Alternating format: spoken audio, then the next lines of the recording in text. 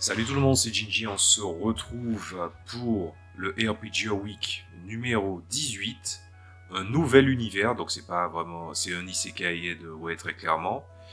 On vous dit, et si vous étiez transporté dans votre univers de jeu de rôle préféré, probablement qu'est-ce qui se passerait? Alors, c'est quoi mon univers de jeu de rôle préféré justement? Difficile à dire, hein. Quoique. Réfléchissons. Les jeux que j'aime bien ont des settings qui sont soit chiants, soit trop soit demandent une certaine forme de fidélité, et soit trop de niche. Je réfléchis un peu. Par exemple, on va virer My Little Pony pour des raisons évidentes, puisque je suis pas fan, et c'est pas mon univers de jeu préféré. Warhammer, je le virerai aussi, parce que Warhammer, c'est un bon univers, Warhammer Fantasy est un bon univers, mais je ne connais pas assez au point que je sois fidèle. Enfin, quand je dis je connais pas assez, c'est que je connais pas assez pour pouvoir imaginer comment le monde évoluerait jusqu'à un certain point. Je pense aussi, par exemple, à Mutant and Masterminds, mais Mutant and Masterminds, la question, ça serait littéralement, je tombe dans un monde où il y a des super-héros, ben, qu'est-ce que je ferais? Et si c'est le setting de Earth Prime, je suis un peu dans la merde. Mais si je gagne des pouvoirs de super-héros, ben, la question c'est plus ou moins quel type de super-héros je serais. Donc on écarte. Ensuite, on a le W système de luxe par exemple. Il n'y a pas les livres de setting ont été vendus à part, et pour être tombé dessus et pour les avoir lus, je crois même que je les ai, non? Je crois que je les ai. Ça ne m'intéresse pas. C'est compliqué, donc je crois que ouais, j'ai pas trop de choix en fait. Je vois deux choix. Je vois véritablement deux choix. Le premier, c'est Ryutama, qui est très inspiré de JRPG, notamment la série de l'apparence, ça se voit, la série des Lunars, ou des trucs genre Ghibli, ben tomber dans un monde aussi enchanteur, ben pour moi la question elle est vite répondue.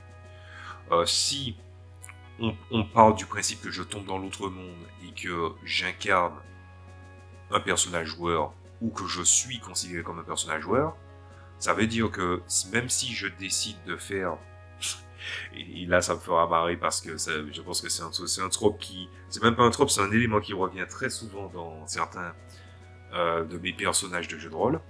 À la base, c'est des mecs, ils ont bossé, ils ont fait ce ils ont pu pour garder leur vie de manière minimaliste, à profiter de certains plaisirs de la vie. Bim, il y a un changement. Il se dit, putain, je dois quitter ma maison. Et il y va vénère. Et ça, c'est un truc très classique, quoi. C'est un peu comme Taken, sauf que c'est pas genre, on kidnappe ta fille ou ta femme, machin, c'est, ah, putain, le monde, il est en danger, merde. Et ça serait très marrant de faire, que ce soit un personnage de manga, de jeux vidéo, de jeux de rôle comme ça, c'est-à-dire, l'histoire, c'est le mec, il veut juste être un personnage d'Harvest Moon, quoi. C'est-à-dire que il veut, par exemple, je sais pas, mais il veut monter des meubles, il veut faire de l'agriculture, il veut produire un bon vin, et puis tremblement de terre, le ciel se fend en deux, il se dit merde. Et puis en fait, il rentre, il a une petite armoire, il met ses habits, et puis il part au combat avec ses potes. Et voilà. Et ça serait marrant. En fait, c'est très marrant. J'ai toujours voulu faire ça. C'est un personnage que j'ai toujours voulu faire ça, c'est-à-dire, il n'y a pas de classe qui, dans les jeux de rôle du commerce, j'entends, qui représenterait ce que je voudrais faire comme personnage ultime. Et je sais pas pourquoi j'ai jamais réussi à le faire. C'est un personnage, c'est vraiment le personnage d'Harvest Moon par excellence. Il a une hache, une faux, un arrosoir, une houe. Voilà, il a un marteau. Il construit les trucs autour de sa maison, il rassemble, il collecte des trucs. Et puis bim, le ciel s'ouvre, Et puis, et puis en fait, il y a des tas d'ennemis partout, et puis il se dit, ah putain, ça fait chier. Et puis du coup, il décide de se battre. Mais en fait, le truc, c'est pas seulement qu'il sait se battre, c'est qu'il a une magie qui est en rapport avec ses activités. Par exemple, s'il a un marteau et qu'il est forgeron, ben, par exemple, il posséderait un pouvoir du genre, comment ça s'appelle? Un peu comme dans Tactic Ogre, il y a un pouvoir qui s'appelle Molten Blade. Ah ben, du coup, c'est une magie du feu qui augmente la puissance, la létalité d'une arme. Ou bien, par exemple, que c'est un personnage, ou par exemple, c'est un agriculteur, il a une houe, et en fait, il frappe la terre avec la houe, et puis ça ensevelit les ennemis à une certaine profondeur.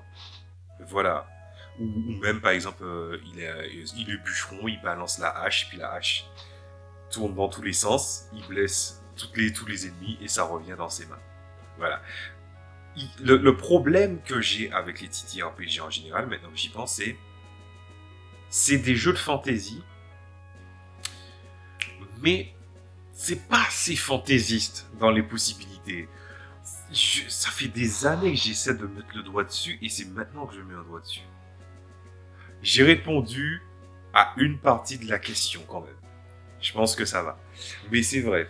Je pense que si je me fais Isekaied, je tombe dans le monde de Ryutama. Le monde il est merveilleux. Il y a des dragons qui renouvellent les ressources. Ce qui fait beaucoup penser à mon propre jeu de rôle puisque du coup j'ai décidé que ce sont des types de feux follets, des feux follets, des wisps qui renouvellent le monde. Les éléments qui existent dans le monde. Donc moi je suis très familier avec ce truc-là. Et puis du coup je me dis bon j'ai des connaissances. Admettons pour le début, je me base sur mes connaissances, donc ça veut dire soit artistique, soit administratif. Ce qui veut dire que je suis pas trop dépaysé non plus. Je suis pas contre le travail manuel non plus ou bricoler. Je fais ça, je suis tranquille, j'ai ma maison, et puis après, bim. On t'explique que soudainement le royaume du feu nous a attaqués. Et puis je décide de partir à la baston. Et voilà. Pour la baston, je pense que ça va. Même si j'ai... En fait, que j'ai des techniques ou des sorts ou quoi que ce soit, même si c'est des attaques de mêlée, je pense que je me débrouillerai avec les attaques de mêlée. Ou me servir de certaines armes. Voilà. Je dirais juste que je me débrouille très très bien. Et puis, dans l'autre cas, mon autre jeu, le jeu de rôle préféré du commerce, c'est Edge Blue Rose. Pour moi, c'est assez évident. Le truc avec Edge Blue Rose, c'est que, on va dire que dans l'idéal, si je me fais Isekai dans le pays principal, donc Aldis, dans la cité d'Aldis. Le truc, c'est que c'est un constat que j'ai fait. Aldis, ou le monde d'Aldea, c'est un monde de fantasy renaissance, où la poudre a été remplacée par les cristaux magiques, tout simplement, mais qui a des codes qui sont quand même empreints de modernité, de contemporain. Genre, tu peux avoir une espèce de... je sais pas moi, allez, vas-y, je l'ai sous les yeux, ouais. Par exemple, j'ai besoin de communiquer avec quelqu'un, je me dis, ah là là, je vais devoir acheter 800 € un iPhone 8. C'est juste que je remplace le 800 € un iPhone 8 par 80 pièces d'or pour une boule de cristal avec fonction de communication. Voilà. Donc le truc c'est que dans un cas ou dans l'autre, ça sera toujours la même chose. Sauf que je pense que là où ça va changer, je pense que le truc qui changerait, c'est que, par exemple, ils ont ils voient d'un certain bon œil les gens qui font la taromancie ou la divination. Donc ouais, je saurais... En fait, tu prends cet élément-là, tu prends cet élément-là de Ryutama, tu prends l'exemple de Ryutama, tu prends l'exemple et tu rajoutes ça, ben ouais, j'aurais ouvert un cabinet. Ou mieux, je ferais comme je ferais un petit peu une espèce de truc, une espèce de vie à la Madame Fetcher dans Arabesque, ou Murder She-Wrote pour ceux qui connaissent le nom version original. C'est-à-dire, je suis un mec, j'écris des romans de temps en temps, je fais un peu de divination, Et puis en fait, il y a des moments, comme Aldis, c'est une cité qui représente toutes les bonnes valeurs positives que défend les différents héros, donc c'est-à-dire la tolérance, l'amour, la paix, l'égalité des chances, etc., etc. Ben, c'est aussi une cité qui attire les ténèbres quand tu lis le livre du Supplément Aldis.